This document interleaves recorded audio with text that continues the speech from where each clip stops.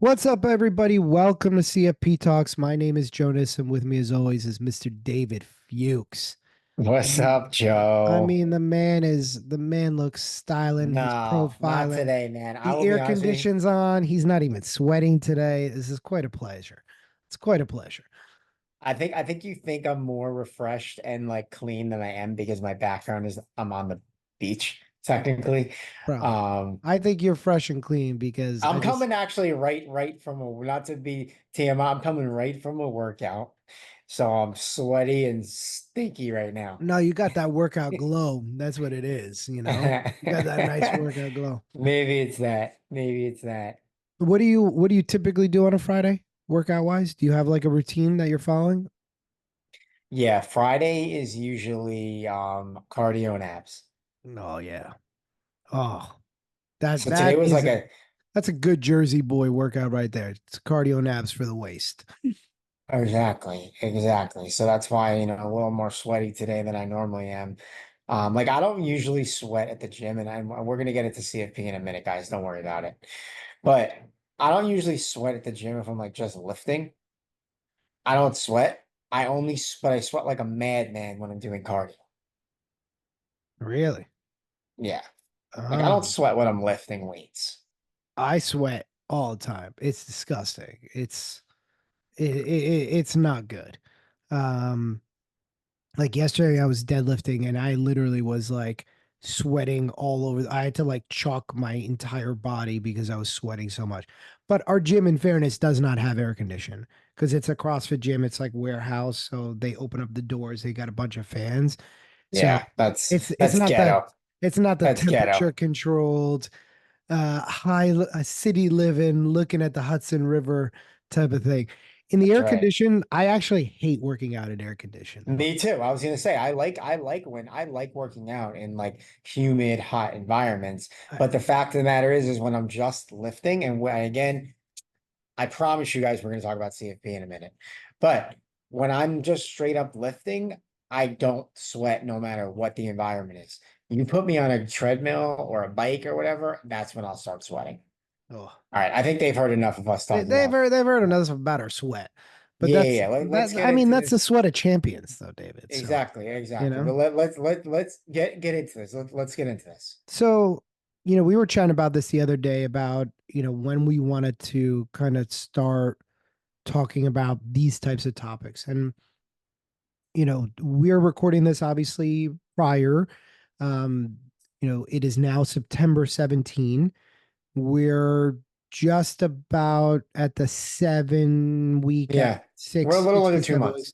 Yeah, a right? little under 2 months. So, and this is kind of the point where I feel like this is where the rubber meets the road, right? It's okay, the kids are back to school. We've had our summer vacation. We went to back to school night. I really need to sit down and get focused, and I need to quote unquote hunker down and really start doing this thing. And I think, when it comes to CFP, it's always kind of, you have this idea in your head of what it's going to be. And then when you actually sit down and start studying, it, it's not what you thought it was going to be. And this is where kind of the panic starts to set in, where you're going, oh my God, like I just did 8 questions on the standard deduction and I got all 8 wrong. What the hell am I doing wrong here? How do I start figuring this out? Because the exam's really not that far away. All I have to do is flip the calendar once, and there's the exam. It's right there. And guess what? It's also the fall, and work is busy because now clients are also back from vacation.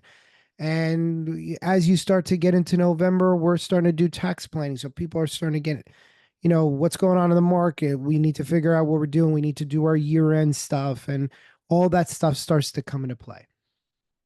And one of the things that we talk about is the 20-60-20 rule, which is one of my favorite things that we've kind of cultivated in our programs is the 20-60-20 rule in understanding where you should be putting your focus, especially right at this moment as you're going through this process. And Yep. just to give you guys an understanding, The exam is basically broken into three categories of questions from a difficulty standpoint. You have your easy questions, your intermediate questions, and your hard questions. And the easy questions and the hard questions, respectively, represent about 20% of the exam. So if there's 170 questions on the exam, 20% is 34 questions. Let's just round it up to 35. So about 35 questions are going to be on the easier side. Things that come from flashcards, things that came from your reading, things that are just straight up very easy. A very fundamental present value and future value calculation. Then you have 20% on the other end that are very difficult. This is your complicated tax stuff, your complicated estate stuff, deep into the investment stuff on bond durations and immunizations, and maybe even harder level dividend discount model type of questions. But then you got that stuff in the middle, which is about 100 to, let's call it 105 questions of the exam. And in my opinion, that easy and intermediate is where the money is made. Okay. And I feel that a lot of times we get hung up on a really hard topic. We spend 3 days on it. And then you go, great, I got 1031 exchanges. You go to the exam and you walk out and you go, mother, I studied for 5 days on that stuff and there wasn't a single question on it. I can't believe I wasted all that time studying that stuff. And that's where we want you to avoid. So the whole point here today is to kind of start to set your focus. David, from obviously Yo, personal experience of taking the exam and studying the exam, in class, we spent a lot of time on the intermediate stuff. yeah, And do you think, from people you've obviously coached yourselves, your colleagues, some of the people that come to you, the intermediate stuff is kind of that weird category because it's the stuff that looks easy but needs a little bit more work but very manageable. Do you think that people tend to overlook that and then end up getting a lot of intermediate questions wrong? yeah. The 60%, as you say, which are the intermediate questions, that those are the flyover states. You got the easy questions over on the East Coast, right? The ones that are pop, pop, pop, low hanging fruit, the layups. And I think people actually also overlook that as well because they think it's so Yeah. easy that they're just gonna be able to, it's a divine right to go in and get some of those questions right.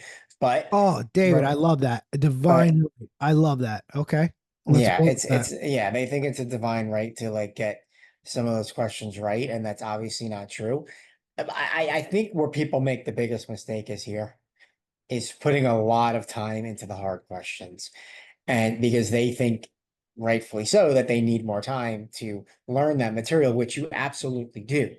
But at the end of the day, there's only, as Joe puts it, X number of questions that are going to be at that mastery difficult level. That even if you put in maximum amount of time, you still may get it wrong because those are extremely, extremely expert level difficult questions to get. The easy questions, people think that they know it. And then again, like I said, they have this divine right that they're going to get them right. Where people mess up the most is they don't put enough time into those intermediate topics, which make up pretty much the bulk of the exam. Yeah. So if I were giving someone advice, okay, and I am because we're on this podcast and that's the point of this podcast. If I'm giving someone advice, my advice is nail down the 20% easy questions. So those 35 or so points that are up for grabs, boom, I got 30 right off the bat. You're not going to get all of them right. You're going to get a few wrong. You're going to read the question wrong, or you're going to just not, you're going to forget something. So you're not going to get all of them right, but you're going to get about 90% of them right. The middle ones, you want to know that too, because those are just as attainable, maybe a little bit harder, but don't overlook them. The hard mastery level questions, I wouldn't put as much time into those as I would the easy 20 and then the middle 60. Let me ask you this. What do you think or that you should be scoring on the easy section? I think out of 30, if it's 35 questions, I would shoot to get 30 of them right. I agree. I think that the if you're looking at those easy questions, 90% Yeah, minimum. 90%, mi 90% minimum. Yeah. I mean, I wouldn't say minimum. I would just say, No, I would just, I'm definitely saying minimum because they're yeah, layup questions, and you should give yeah, yourself a 5 question buffer on that. I don't remember this.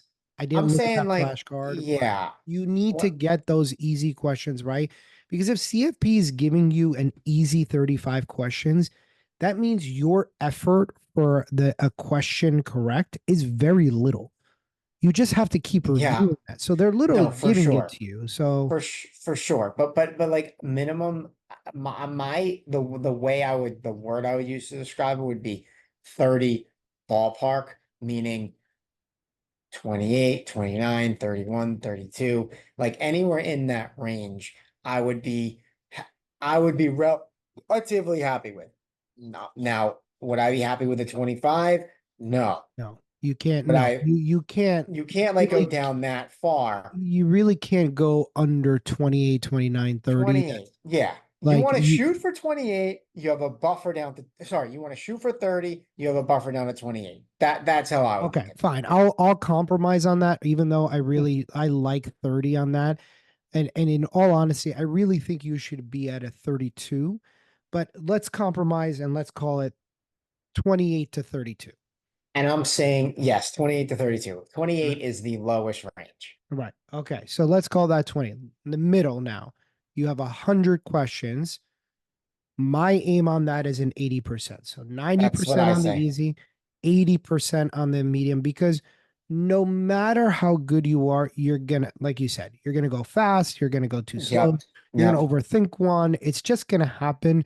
So you can't put the expectation that you're gonna get 90% of those correct. No, right.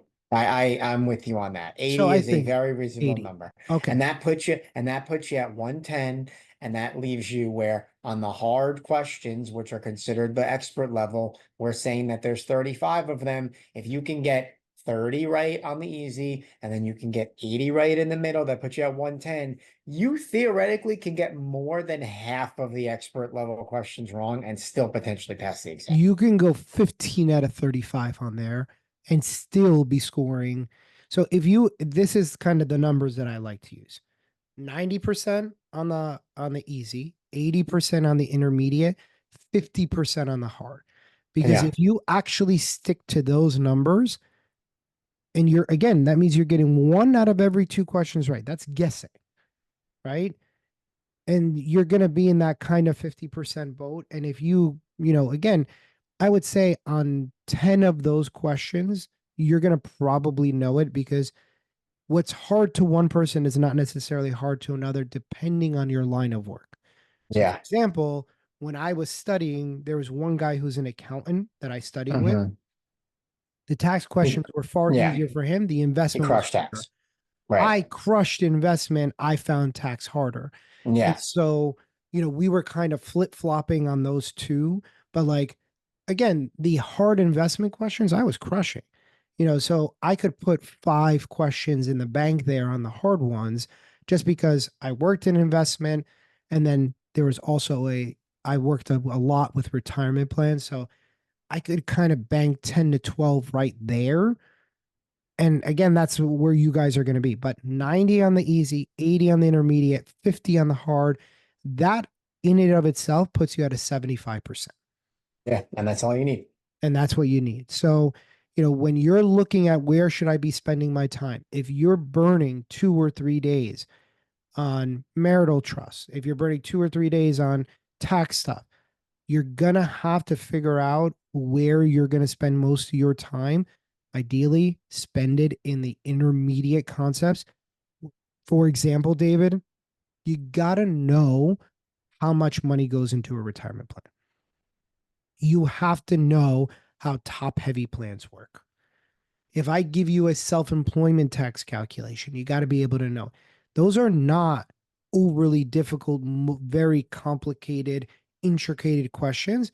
They're obviously more difficult than your easy, but with practice, that becomes a much easier thing to do, right? I'm actually curious, really quickly before we head out, the three-step future value or present value of money questions when you're talking about retirement savings or like college tuition savings, would you consider that intermediate or would you consider that hard? I would consider that on the borderline between the two. Yeah, right. Because I was gonna say I don't think it's really like mastery level, but I feel like it's like harder than like an intermediate level I question. agree. I think things like knowing how to net capital gains and loss, understanding basis, knowing the difference between 1245 and 50 property. I would put things like 1031 exchanges in the mastery type of topics. But like knowing you know, characteristics of a mutual fund versus an ETF, understanding how short sales work, margin, like from the investment side, from the GPP side, understanding gifting, because they put gifting there oddly instead of an estate, but understanding gifting. But like when we're talking about family limited partnerships, mastery level concept, Yeah, understanding how to the GSTT mastery level concept, understanding the basic formula for estate tax, intermediate concept, yeah, right? If I give you a setup and I say how much, what is the maximum that John can contribute to his 401k? He's got a profit sharing plan, he's got his deferral. That is an intermediate question. Now, if I yeah, start calling the plan top heavy, they're a highly compensated employee, they just gave up their ownership and it gets super nuanced. That is a mastery level. Understanding standard deduction, understanding those fees, understanding what happens to Social Security at 62 versus 70, all intermediate concepts. But if you don't review them, you're looking at the yeah. question. You're like, You ain't yeah, getting that right. yeah. You ain't getting that right. And then you're kind of like sitting there screwed, like, oh my God, what did I do to myself? Yeah. So, all right, we'll stop right there. As always, everybody, we hope that you found this information helpful. With any questions, comments, or concerns, feel free to reach out to David or myself, and we will see you guys very soon.